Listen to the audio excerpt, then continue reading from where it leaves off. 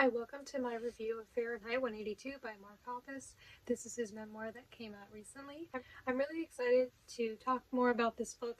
I did my reading vlog for it recently, but this is going to be a review where I just kind of talk more in depth about it and the book itself and how good I thought the book was and some of the things it goes over and what to expect from it if perhaps you haven't read it yet, but I think you might want to. So I had been awaiting this book's release for months. Blink-182 has been my main special interest for close to a year now. If you have gone into this video knowing nothing about this book, then that's who Mark Hoppus is. He is one of the members of Blink-182. He is one of the two vocalists and the bassist, and I'm going to tell you more about it. So I haven't done a lot of reviews of nonfiction books so far, but whenever I do, I try to talk about what the book contains. Like if it's about a specific subject, I try to say some of the things that it goes over. If it's some sort of biography or autobiography, I try to say like what time period it goes over so that people can know what to expect. So this book contains a lot of things, but it is a memoir, not an autobiography, and some people don't really know the difference. I don't think I could define it perfectly either, but I do believe a memoir has more of a central theme, whereas an autobiography is kind of just a recount of a lot of different things in someone's life. Anyway, so though I may be biased, I did really enjoy this book and I thought it was really good. This book was co-written with Dan Ozzie, who has previously written a book called Sellout, the major label feeding frenzy that swept punk, emo, and hardcore in 1994 to 2007. This book came out a few years ago. I wanted to get to reading it before Mark's book came out. I didn't get to it, but I do still plan on reading it. It has chapters about a lot of bands within that scene, Blink-182 being one of them. So some of the things the book goes over are including, but not limited to, the environment that Mark grew up in and what his family was like, how he got into music and comedy, and what it meant to him, as well as some of the specific musicians and comedians that he liked, his parents' divorce and how that affected him, skateboarding, his first time attending a concert, and how it made him feel, when he first started playing music in other bands he was in first, when he met Tom DeLonge and how Blink-182 started. Of course, a lot of the book is about that, but there's quite a bit of before as well, which I found interesting. Blink-182's first shows, first demo tape, first albums, really goes over the creation of all the albums, some more in depth than others. I'll get more into that later.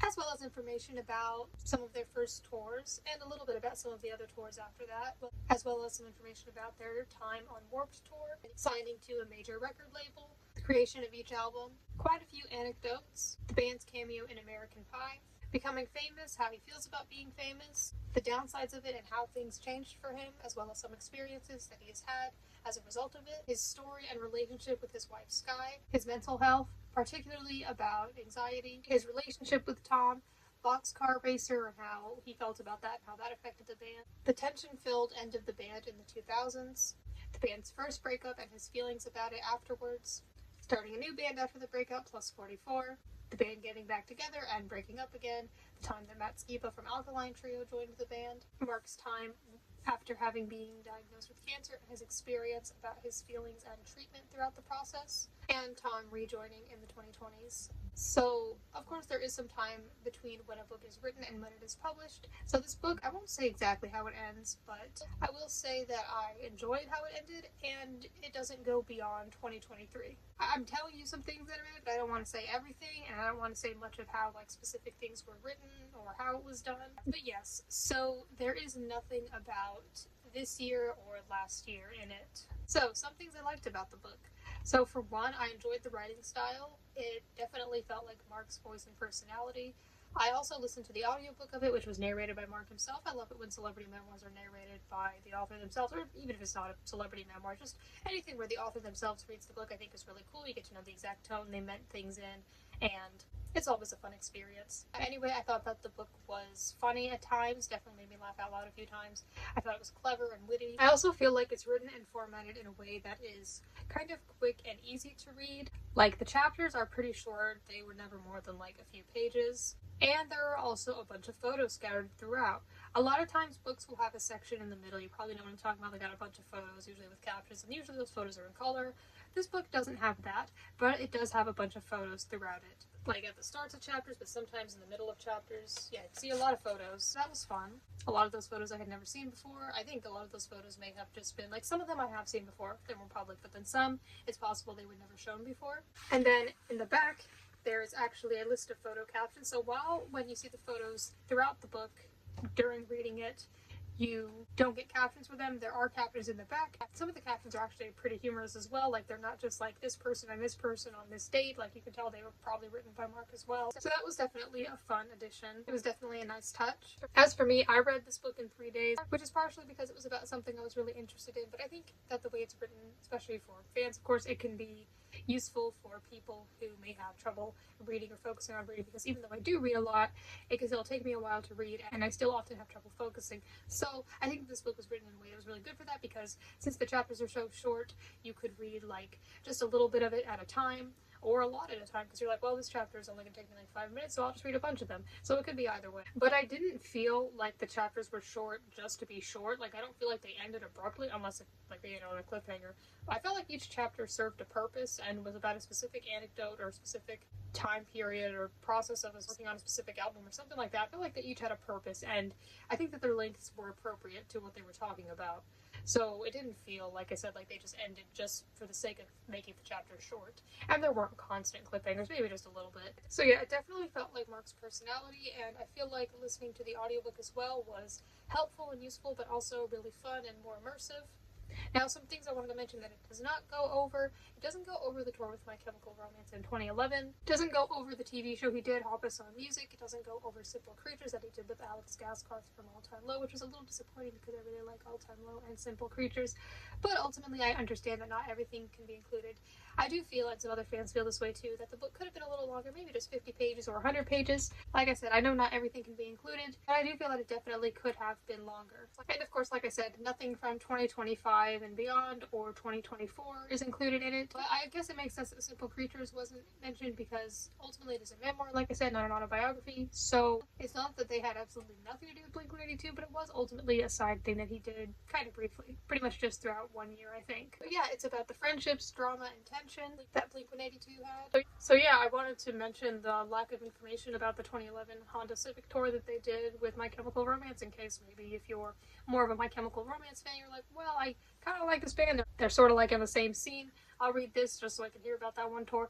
No, there's nothing in here about that, but there is a little bit about Fall Out Boy, just a little bit, and Fall Out Boy fans might find that interesting. And there's some stuff about some other bands too, like Pennywise, and a lot of the bands that came up before them or inspired them or were just kind of in that same scene. It does go into detail about some of their songs, especially big ones that particularly mean a lot to Mark, like Adam's song. I would have liked to learn more about more songs. I know not every song is going to be mentioned, but I guess I would have liked just a little bit more, but it made sense. I do also have to consider that while fans will enjoy it, you know, there are going to be some other people who read it and they don't want it to be 1,000 pages long, filled with a bunch of information, because not everyone will find that interesting, so I get that. It's still pretty long, it has a lot of information, and while it has a lot that I already knew, I still learned a lot of things I never knew before, like the scuba diving stuff. I'd never heard about that. There's a story about Mark going scuba diving that was really interesting but also quite sad. So I just wanted to like include that in there if you're like maybe a big fan and you're like, is there any point in reading this? I do think it's nice because it's like from Mark's perspective himself. You get to hear it in his own words. It's not like some skewed article on the internet or a bunch of information put together. It's all in one cohesive book, and I think that's nice. It's all one narrative. So I definitely wouldn't say that it's useless if you're a fan, even if you already know a lot of these things, because you get to hear about maybe specific moments in more detail and some other stories and things you would never have heard of, plus there are the nice photos. So yeah, I wouldn't say that it's pointless. I would have liked to learn a little bit more about some more songs and more about the Matt Skiba era in particular. I know that wasn't everyone's favorite, but even though I've only been listening to Blink-182 for not even a year yet, like regularly, not even for a year yet, but I really like those two albums that he did with them, and I think it's some of their best work. California is my second favorite album of theirs, second to Untitled, of course. So I think that they made a lot of really good music with him. So I would have liked to hear a little bit more about the Matt Skiba era, but there was at least a little bit.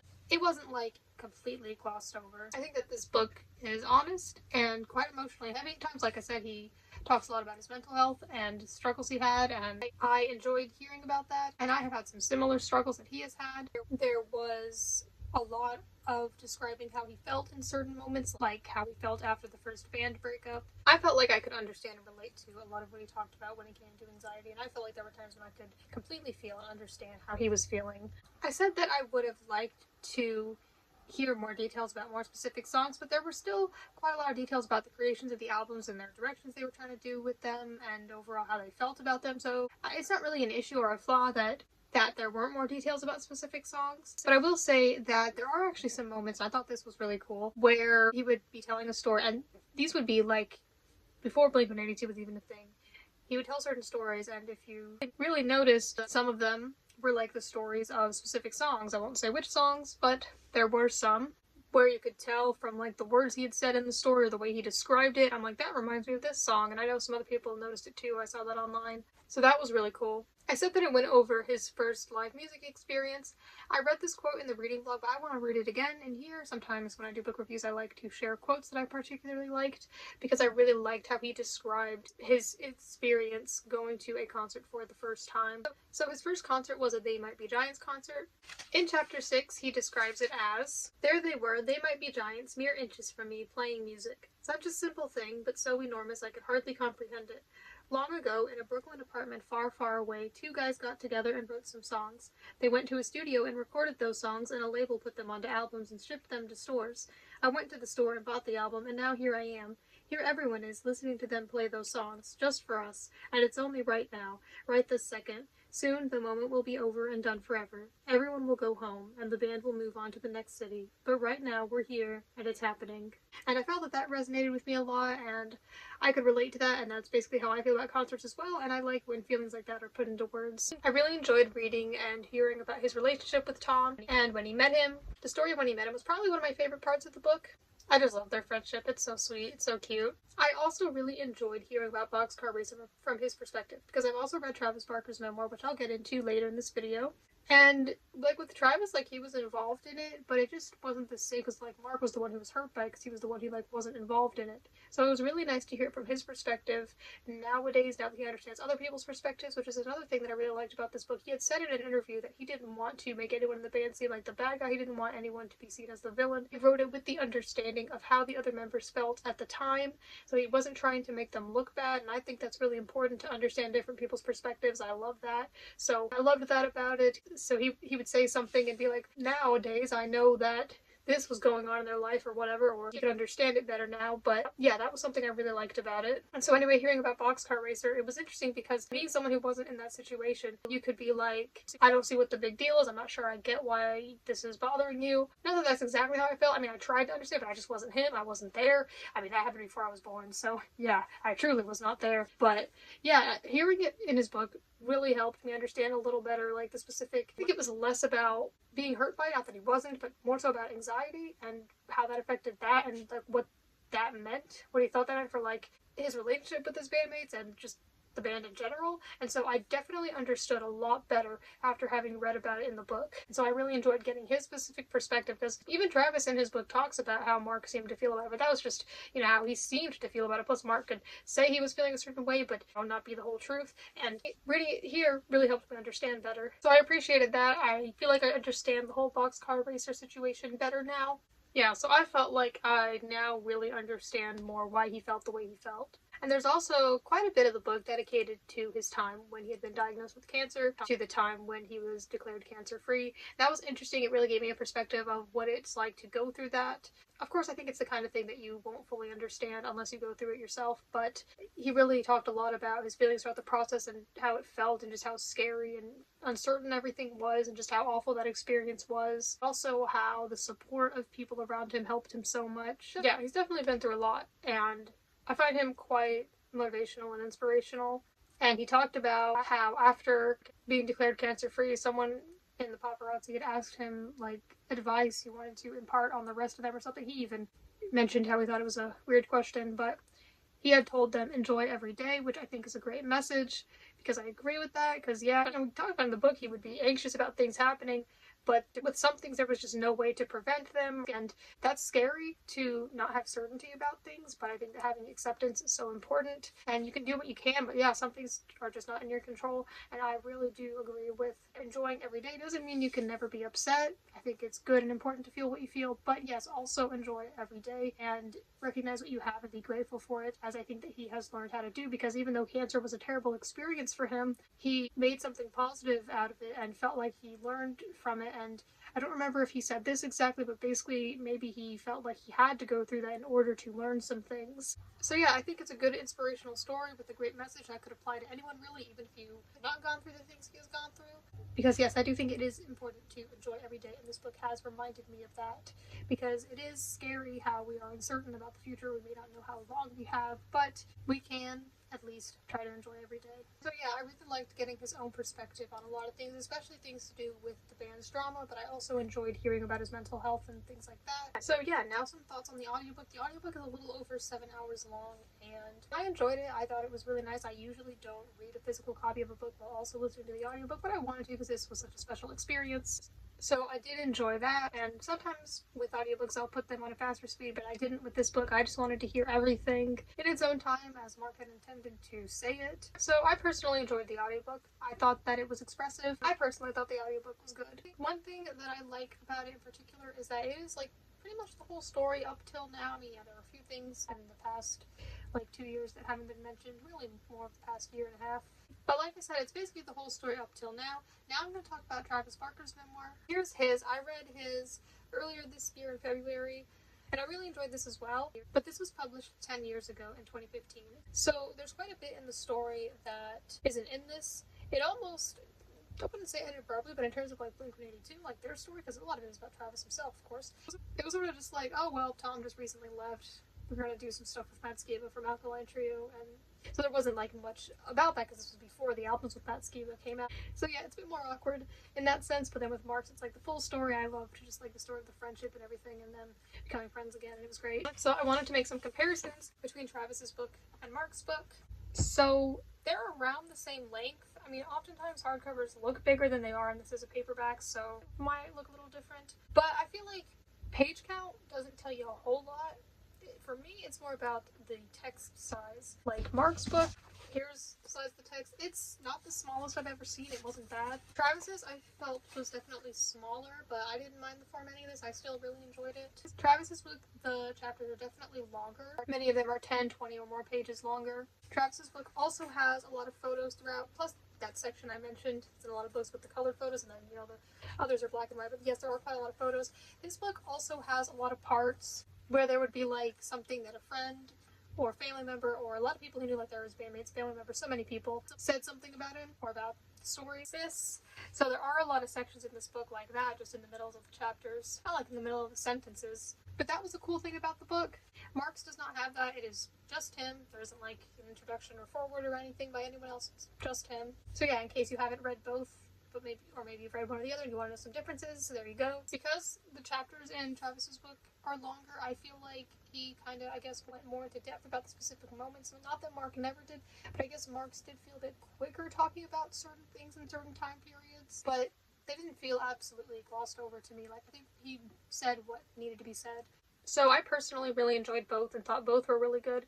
I will say that, and this is just personal preference, this may not bother other people as much, but I will say Mark's book does not go nearly into as much detail as Travis's does when it comes to certain things. If you've read Travis's book, you probably know what I mean. I mean, even so when I was reading, I was just like, whatever, but like, it didn't bother me as much as I thought it would. But yeah, Mark's book doesn't really do that as much, so that was nice.